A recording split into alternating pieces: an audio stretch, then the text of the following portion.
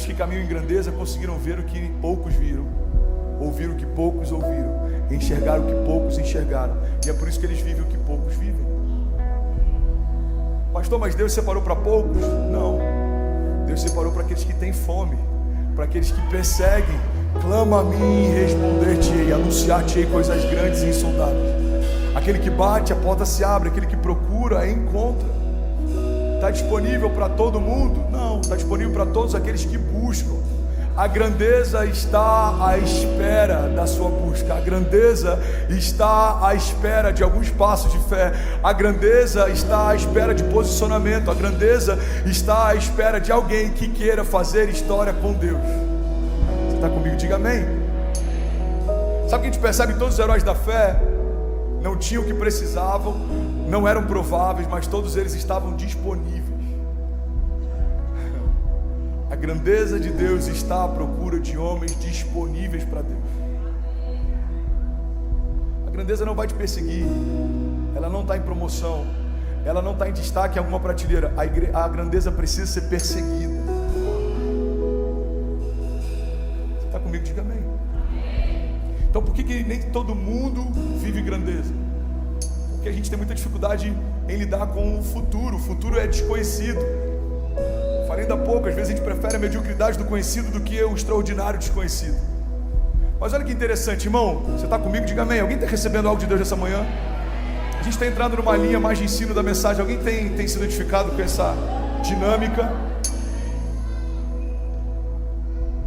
O desconhecido é diferente do incerto. O que é incerto? Eu não sei se vai acontecer, eu não sei se vai se abrir, eu não sei se vai dar certo, eu não sei se eu vou prosperar, eu não sei se vai ter o que eu preciso, isso é incerto. E o desconhecido? Eu sei que vai acontecer, que vai se cumprir, que Deus vai me guardar, mas como vai ser? Isso eu não sei. O que é desconhecido para nós não é incerto para Deus. É como o primeiro passo de Pedro sobre as águas. Era desconhecido, ele nunca tinha vivido aquilo. Não existe relato bíblico de nenhum outro homem além dele e Jesus que tenham vivido o que eles viveram. Então o primeiro passo é desconhecido, mas quando Jesus chamou, ele sabia, não é incerto. Se ele me chamou, eu posso ir. O convite de Pedro é muito mais poderoso do que muita gente entendeu até agora, irmão. O convite de Pedro não fala sobre um homem que andou sobre a gravidade. O convite de Pedro fala sobre alguém que andou sobre a incredulidade. Gravidade, vencer a gravidade é fácil. Difícil é vencer a incredulidade. Vencer a gravidade é fácil. Difícil é vencer os nossos medos. Dizem, não vai acontecer, você não pode. Não, pera aí, irmão, eu preciso trazer à minha memória aquilo que me dá esperança. Em Deus já aconteceu, já se cumpriu. Eu já sou abençoado, justificado. Deus sonhou comigo. O Deus que entregou seu único filho por mim, não me dará também juntamente com ele de graça todas as demais coisas? Quem está comigo aqui, pelo amor de Deus, diga amém. Essa dificuldade da gente entender e se relacionar com o futuro tem sabotado muita gente. O que é futuro para homens não é futuro para Deus. O que é futuro para você não é futuro para Deus. Porque futuro para a gente é um tempo futuro. Futuro para Deus é um tempo presente. Para Ele, passado, presente e futuro são uma coisa só. Ele passeia na eternidade.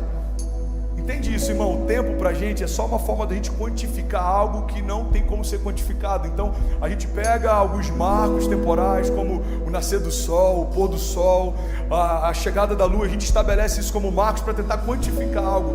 Isso é uma forma da gente estabelecer compromissos, por exemplo, daqui a um mês, 2 anos, 10 anos. Mas para Deus, 1000 anos são como um dia. Então para pensar. Para um Deus que 1000 anos são como um dia, 1 ano de crise para você são menos do que um piscar de olhos para Deus. Eu acho que é isso que deve ser uma loucura para Ele ouvir de nós muitas vezes: Deus, por que você se esqueceu de mim? E Ele fala: eu só pisquei, eu ainda estou aqui. Eu não deixei de ser Deus, é só uma fase, ela passa, mas as minhas palavras não passarão, diz o Senhor. Lidar com o futuro é um desafio, irmão. Tem muita gente que ficou refém do passado. A nostalgia ela é muito perigosa, ela vem açucarada, ela vem disfarçada de gratidão. Mas a nostalgia nada mais é do que uma mentira que faz com que eu acredite que o que eu vivi no passado é melhor do que tudo que eu possa viver no futuro. Aquele tempo que era bom, aquele tempo, aqueles pregadores que eram bons, aquela igreja que era gloriosa, aquela época que dava para fazer dinheiro, aquela época, na época dos meus pais, aquele tempo, esse saudosismo faz a gente acreditar que a esperança do futuro, ela não existe, porque a glória do passado é superior. Agora, existe um outro tipo de sequestro, quando a gente é sequestrado para o futuro, a gente vive ansioso. É a ideia de que aquilo que vai acontecer sempre é melhor do que aquilo que já está acontecendo. Loucura isso, né? Segundo a OMS, daqui a 8 anos, se eu não me engano, a ansiedade já vai ser a doença limitante mais como é que eu vou dizer? Me ajuda no termo aí que faltou. Mais limitante do mundo. Vão ter mais pessoas sofrendo com ansiedade e depressão do que com qualquer outra doença. Saber lidar com o passado não é para qualquer um, irmão. Saber lidar com o futuro também não. A pergunta então é, pastor, então quem está pronto para lidar com o futuro? Irmão, quem deveria estar pronto para lidar com o futuro é a igreja. Porque futuro é um lugar onde a gente passeia. Vem comigo, irmão. O que é uma palavra profética se não uma visitação a um tempo futuro? O que é a liberação de uma palavra profética do que não a construção de uma nova realidade num tempo que ainda não chegou? Profetizamos sobre tempos que ainda não existem. Liberamos palavras sobre estações que ainda não chegaram. Liberamos milagres sobre tempos que a gente ainda não viveu. Por que todo homem de Deus deveria ser antecipado e não reativo? Porque nós servimos a um Deus que passeia na eternidade. Ele leva homens a verem o futuro e voltarem para o presente para contar o que viram. Sabe o que me deixa um pouco incomodado? A gente viveu uma geração em que alguns donos de startup e alguns homens de negócio são considerados mais visionários do que os homens de Deus.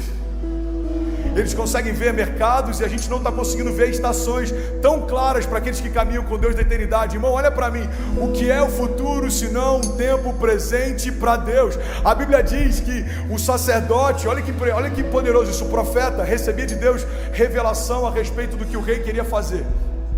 Então todas as vezes que o rei preparava uma encruzilhada, ele ia lá, o profeta falava com o rei, falava, olha, eles vão tentar pegar o seu exército nesse lugar, eles vão tentar pegar o seu exército naquele lugar.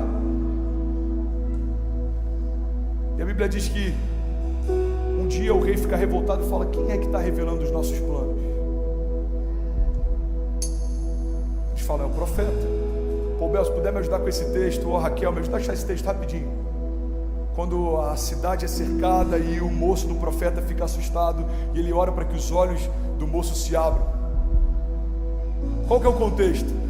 Tudo que um exército tenta fazer, Deus revela para o outro. Tudo que o exército tenta fazer, Deus revela para o outro. Você está comigo? Diga amém.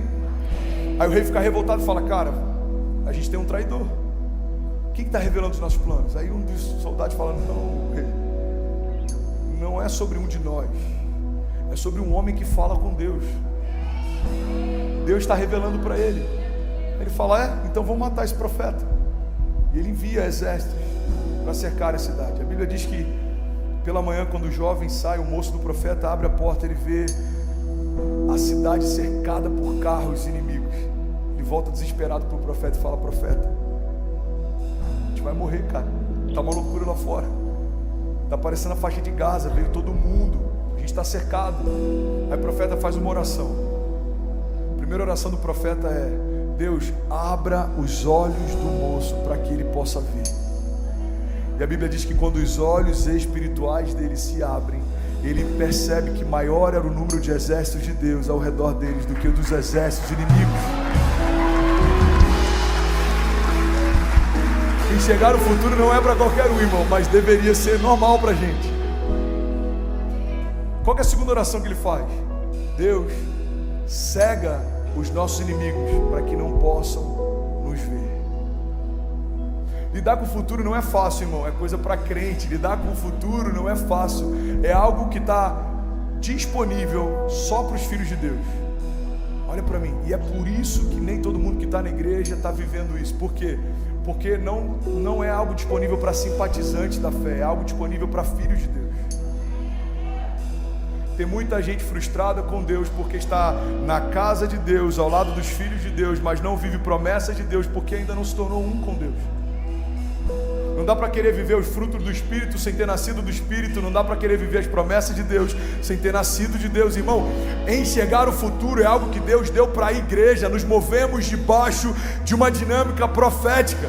Declaramos o que ainda não existe, cremos no que ainda não é possível ver. Irmão, a fé nada mais é do que tratar coisas que não são como se já fossem. A fé é uma dinâmica de antecipação.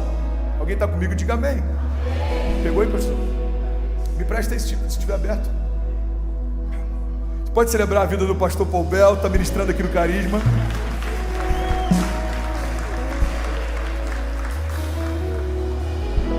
Jesus.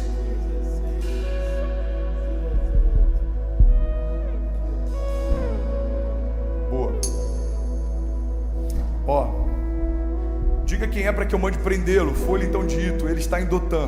Versículo 14, 2 Reis 6,14. Então enviou para lá cavalos, carros fortes e tropas. Chegaram de noite e cercaram toda a cidade. Tendo se levantado muito cedo, o moço do homem de Deus, saindo, disse: eis que as tropas, cavalos e carros estão cercando a cidade. Então o moço disse: ai, meu senhor, o que faremos? Ele respondeu: não temas, porque mais são os que estão conosco do que os que estão com eles. Então orou Eliseu e disse: Senhor, eu peço-te que lhe abra os olhos para que veja. O Senhor abriu os olhos do moço e ele viu que o monte estava cheio de cavalos e carros de fogo em redor de Eliseu. E como desceram contra ele, orou Eliseu ao Senhor e disse: fere, peço-te, esta gente de cegueira. Então feriu de cegueira, conforme a palavra de Eliseu. Então Eliseu lhes disse: não é este o caminho, nem esta a cidade. Sabe o que é interessante, irmão? Guarda isso. Tem muita gente questionando a Deus, perguntando por que a resposta não veio. Deus está dizendo: ela veio, você só não conseguiu enxergar.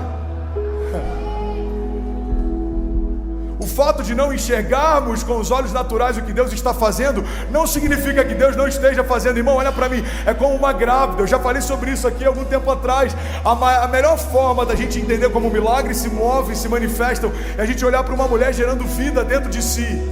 Ela não consegue sentir o cheiro do bebê, ela não consegue pegar o bebê no colo, ela não consegue saber a cor dos olhos do bebê, mas como ela sabe que é real? Porque ela sabe que está dentro dela.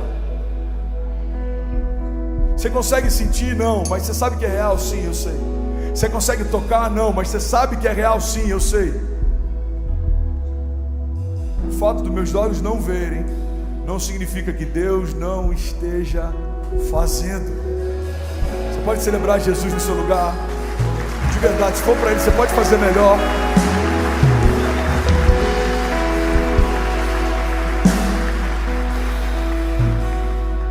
Se o novo é tão bom, por que nem todo mundo está vivendo?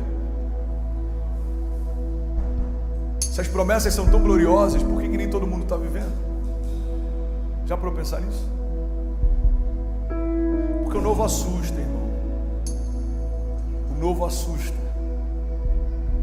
O novo nos leva para um lugar de dependência, e nem todo mundo quer ser dependente quando já aprendeu a ter controle sobre tudo.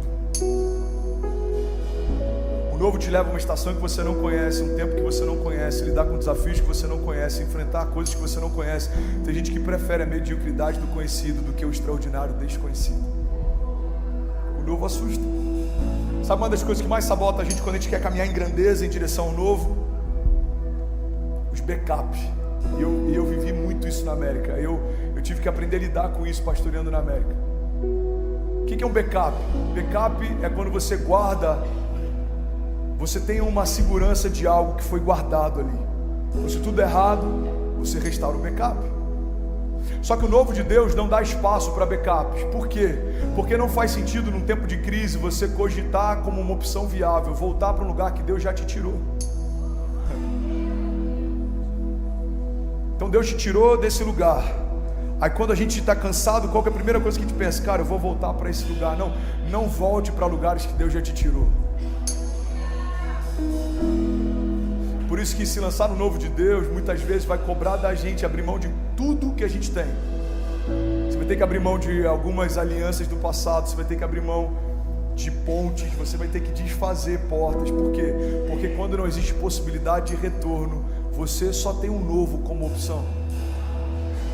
Eu já falei sobre isso, alguém vai lembrar?